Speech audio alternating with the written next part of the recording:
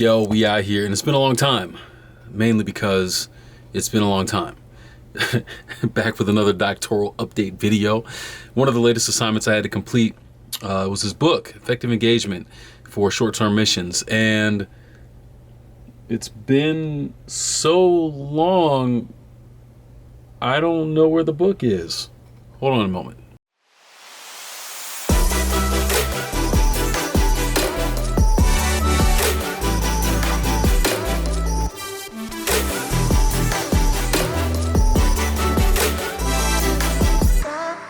Okay, so no luck. Couldn't find the book. It's maybe a problem later, but that's a problem for another day. I do have my notes though, so I'm gonna read through those, give you my recap and thoughts on the book. It was pretty thick, like 600 pages. A good read. I read through most of it, especially parts that I thought really pertained to my study and necessary for the review. The reason I say that, and I kind of talk about it in my notes here, some of the book was case studies. So not really, I mean, obviously case studies are educational, informative, and so on, but not necessarily directly explaining the theory or the ideas of the book, kind of just examples of what they were talking about in practice. Useful, but not so much what I covered in this review. Anyways, a couple big things. You have short-term mission, which is often called STM. You have long-term mission, often referred to as LTM. All right, so I'm gonna go back and forth between those as I read down through here and kind of bounce some thoughts off as we go. All right, so the first chapter was really heavy in statistics from the mid-90s through the mid-2000s. It was really tracing the number of missionaries and the amount of funds contributing to missions. And this was kind of the backbone of the book that would set kind of the course for everything else. Now, I should say, just from the beginning there, this book was written by an evangelical, Robert J. Priest. So everything about the theology behind mission and their purpose for mission may not completely align with the Adventist idea of mission. And that's why one of my other books I wanted to read, or the other book I had to read for my other critical book review, is by an Adventist, and it's particularly about introducing the reader to Adventist mission. So they're different. All Christian mission is not the same. And this is very important for reasons that I'll mention here, but I think I might have a little bit more to say about this topic in particular when I get to reviewing the other book. I'm on chapter 1 still. I'm about 10 pages in, so I got a ways to go. Okay, so according to Priest, he wants to show us the biblical rationale for mission, and he does so in his view. He talks about how it's still being performed today. He really highlights this difference between LTM and STM, and that one of his main thrusts throughout the entire book is that long-term mission should be supported and benefited by short-term mission. In other words, at least from the beginning, I got the impression that unless short-term mission funneled directly into long-term mission, then there wasn't really a point for short-term mission, which is interesting. It's talking about how short-term missions have really skyrocketed over the last few years, several years. There's a lot of questions and debates to the effective resourcing of the two. There were some thoughts that because of short-term mission really booming over recent years, that the resource that churches were putting into missions were going more towards short-term mission as opposed to long-term mission. They felt like there were some issues there and some tensions there. Yeah, one of his main points, a major thread of the book, Priest was clear on the goal of short-term mission needing to be structured in such a way that it assists with long-term mission, namely by promoting STM participants to become LTM leaders. Sorry, I said that right before. That's good because I have it written here right. Promoting STM participants to become STM leaders and subsequently recruit for LTM and eventually LTM leaders. So they look at it as kind of the short-term into long-term kind of trajectory, and that's where they're measuring the goals. That's where they're setting the expectations for STM. STM is about getting your feet wet. LTM is a long-term goal in his view, and obviously this raises questions about the connections between the two, such as the current purpose and structure of STM as it's generally being run now.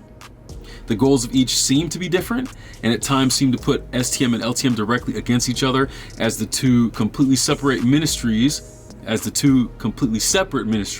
run for two completely separate purposes. Interesting.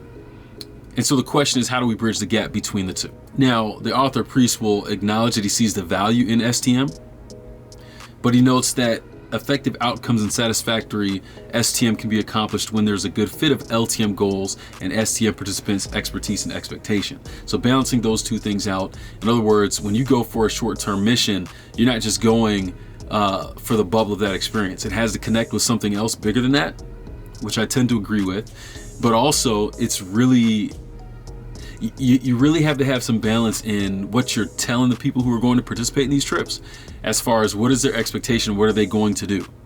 You can't tell people that they're going to go somewhere for a week and convert a whole country. Like, that's unrealistic, and then the fallout of that you have to deal with if you haven't set participants up for expectation healthily, we'll say it that way. An interesting comparison is that LTM, in his view, focuses more on the people in a location, while STM tends to focus on the people who are going. So that's why I say, like, the difference of the missions are fundamentally, like, they're separate, because one of them tends to focus on this group of people and the other focuses on the other, and yet they're both called mission. So it's interesting. Where's the balance, and how do these things intersect? And so it's interesting because the statement came out in the book where because there isn't always this alignment of STM with LTM, that the short-term missionaries who show up are often viewed as an army of amateurs. Not the most inspiring. So kind of overarching this entire discussion, we see that there's this perspective of, well, STM needs to lead into LTM, which tells you that they're not the same thing. Otherwise, one wouldn't need to be a pipeline into the next. So it begs the question, well, what exactly is this and what exactly is this? And one of the charts I thought was really interesting in regard to defining LTM versus STM was that the majority of the people polled in this viewed evangelism, direct evangelism, and discipleship as mission work. Now, you might hear that and say, well, yeah, that makes sense.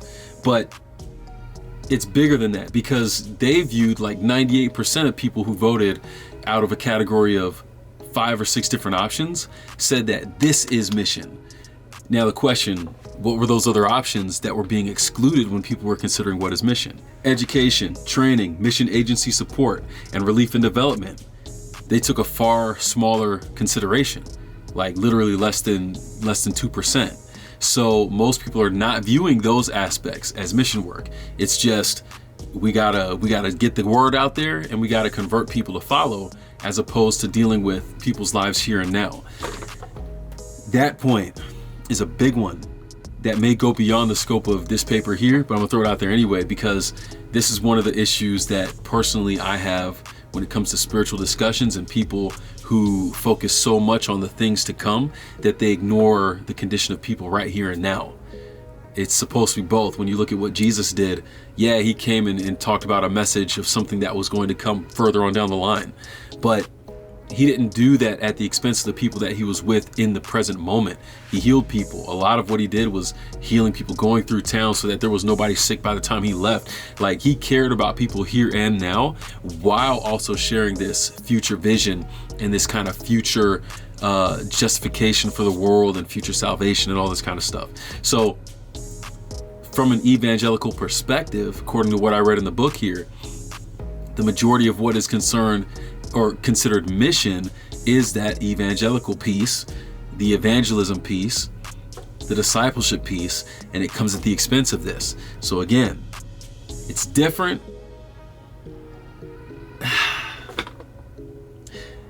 I would hope that it's more different in Adventism, I'll put it that way. It's not always though. Okay, so what does a win-win situation look like if you're going to incorporate both? Part 2 of the book explored the history of STM movement, its growth, while challenging some common assumptions about mission work in general. And it talked about ethnocentrism, the presence of God in a place prior to entry, key considerations, which makes sense. You know, people from here go there and they think that the people over there are savages and that the people here are all civilized. So within that frame of reference, I must have something that is advanced, futuristic, progressive, and you must be backwards, upside down, and in reverse. It's a common mentality that we saw displayed many times, I would argue, through history, and I think the research supports this as well. But it's something that we have to, and he's kind of going more in the definitions of these things on this point, but it's something that we have to consider if we are going to engage in missions, is what kind of mindset are we taking from here going there? Big point. The irony of this is that it actually does a slight reversal on the idea of the long-term focus of only being evangelism and discipleship. Because if you start thinking of these other factors of what's my mentality, what am I bringing into another space, now I'm talking about the social factors. Now I'm talking about the training for people to deal with those things. Now I'm talking about how to set up something that's culturally relevant, big term, that's going to be meaningful and valuable for the people in a space. And now I'm suddenly talking about the absolute minimum of what people consider to actually be mission. So it's interesting how that dynamic comes into play. And this is again where some of this irony comes in, because short-term mission actually tends to focus more on these things, because it's easier in a short period of time to impact the environment in a certain way, or to affect something socially, I guess, so to speak. You can build a facility, or you can contribute this, or you can give some kind of structure that helps with, you can dig wells, you can do things like that in a short period of time that are going to have a huge impact on the quality of life that somebody has there, and perhaps open the doors to other things in the future, right? But even though STM can open these doors, still widely, especially within the evangelical community, it's criticized a lot, which is interesting. Okay, so towards the middle of the book, the observation is made that despite the growth of STM, there still remains ambiguity on the definition, purpose, and contribution of STM to the church mission. Chapter 11, that was like just after the halfway point of the book, really dived into this. And I think this is where, I might have written it down here. Maybe this wasn't it. Well, kind of. I got really excited because a lot of the way that they were framing the questions in these chapters echoed exactly what I had been thinking in my mind when it came to these questions. So it was cool and validating in a sense to see that these higher ups within the evangelical community have the same questions and are thinking in this way. It's like, okay, I'm on the path to something. I got really excited that I might find an answer to my questions here, even though it is from an evangelical perspective. But they kind of added different things in to maybe see the question differently as opposed to giving an answer. And like I said, because the goals of the wider evangelical community, it's different than, because those goals are different than what goals are for world mission and Adventism, those definitions are also different. So even though they've defined it here, my study is going to try to define it at least from an Adventist University North American perspective, which just by saying that is clearly not complete. So we'll have to see what comes next, but you got to start somewhere, right? All right, so the next part of the book, it went into the specialty missions. It talked about nursing, medical mission work, which especially within Adventism is still widely regarded as mission work. What else did they mention here? Children's ministries, business as missions, a lot of different things there, which was cool. They talked about liabilities, precautions, avoiding certain things, and having intention in the way that you proceed through your things. And the end of the book really focused on the impact of short-term missions on the participants. And oddly enough, they also made an observation in this book that is something I tried to address in a few episodes of my podcast, Go the Mission. It's still out there somewhere, trying to bring it back. I will one of these days.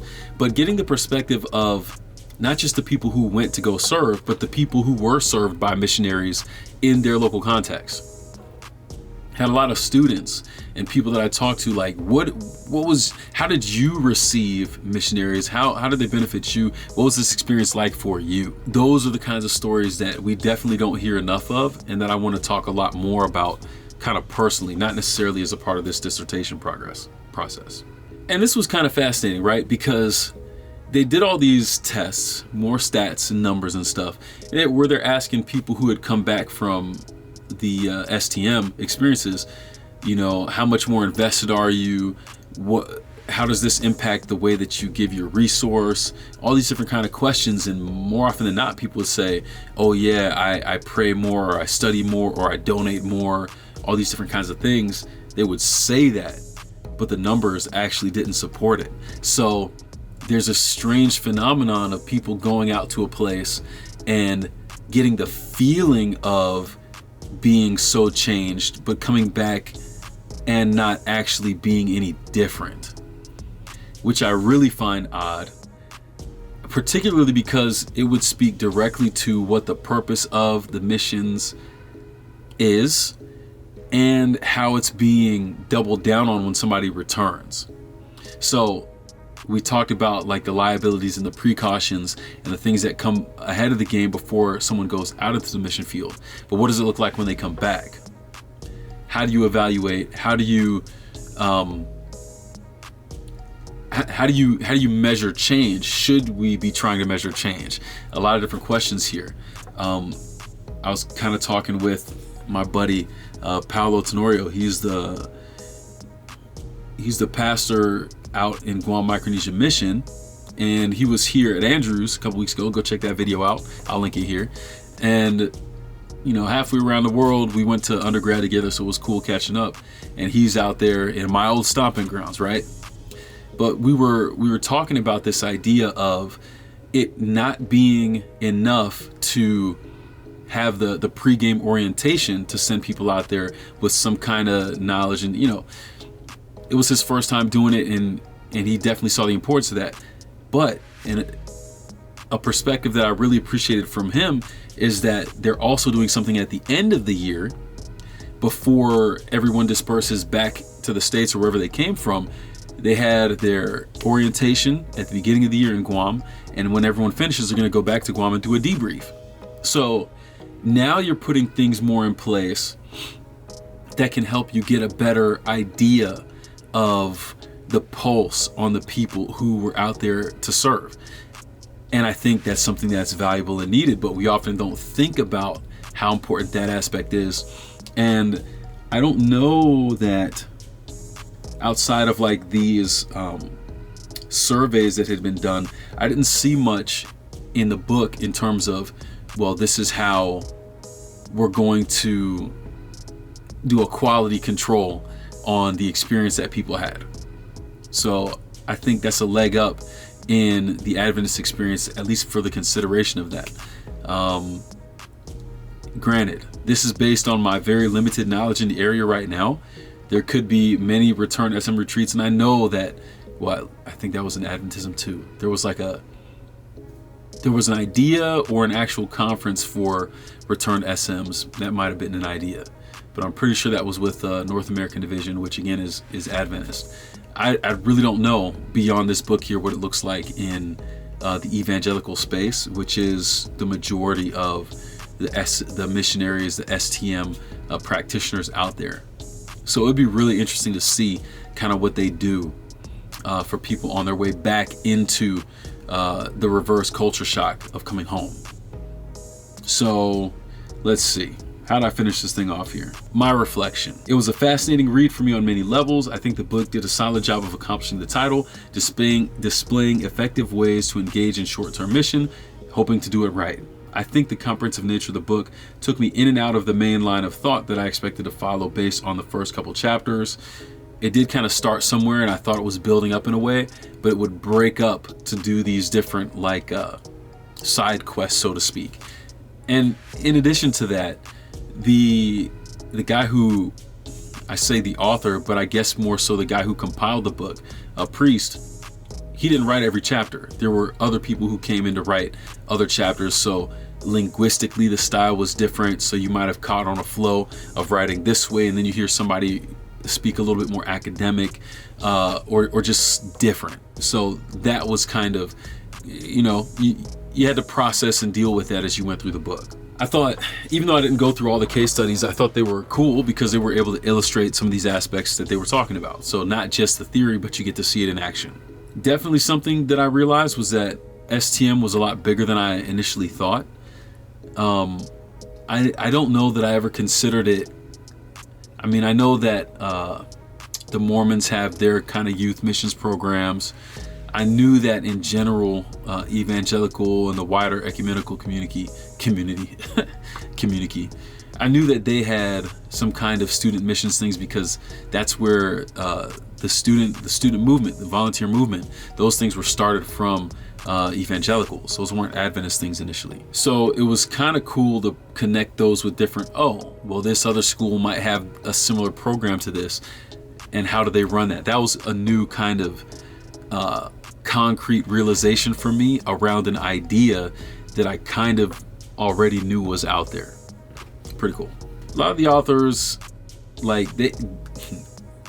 for as many differences as they had in the styles, different people definitely had some good points that they brought out, so I thought that was cool. And one thing that I can say for sure is that the book and each separate chapter was very well researched, which is good, because a lot of the sources used in that book in particular, I'll probably end up referring to when it comes to me doing my own dissertation. Now, something that was mentioned in the beginning of the book, which I'd never heard of before, was this concept of a missions pastor.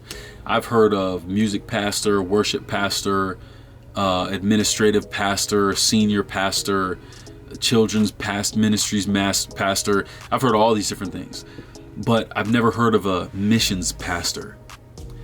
And it's ironic because it might be one of those things that's assumed, but isn't necessarily actively, intentionally engaged with. You know what I'm saying? So having somebody specifically there in a pastoral role for missions, that seems to me like it could be a game changer, because now you're intentionally directing people's minds towards this aspect of the truth in the gospel. Now, I read about that in an evangelical book, but I have never seen or heard of anything like that within an Adventist church. So it's like a missed opportunity, or an opportunity there that could be taken advantage of for sure. So something that really stuck with me as I read through the book, I mentioned how in priest view, STM is supposed to be a pipeline into LTM. But the thing is, understanding that it doesn't always work that way, and that lifestyle choices and all these different kinds of things, and even the time that people engage in missions, whether it's college freshmen who decide to go be missionaries versus people who are established with families going to be long-term missionaries. It doesn't always, it's not a one-to-one comparison where because you do this, you're going to do that. Now, understanding those differences, I think it makes it even more important to define what those differences are and what exactly the goals are, while kind of changing the narrative a little bit to making the STM a little bit less about the person who goes and more about the person who's being served, even within a short period of time. I also had a question of, if we clearly see this shift from LTM to STM, what changed? What allowed for that change? What theologically was going on was different at this moment than it was 20, 30, 40 years ahead of time? Like what changed to open the door for this, and then to create this additional tension between the two, STM and LTM?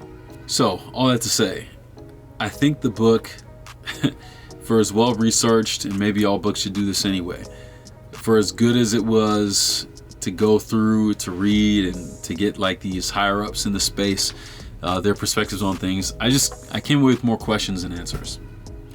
Like I said, I suppose if you're going to study your dissertation, it's probably a good thing that you come away with more questions than answers. I'm going to have a lot to research and a lot to try to fit into this thing. But there's definitely more information available for this than I initially thought, so that's good too. But anyways, talked about this enough. I got to go read the next book and get past 10 chapters in. This one's only 300 pages though, so 310 pages, so 300 pages to go. It's going to be grand. But yeah, with that, we out here and we out. I'll catch you in the next one, all right? Peace. We out here, we out.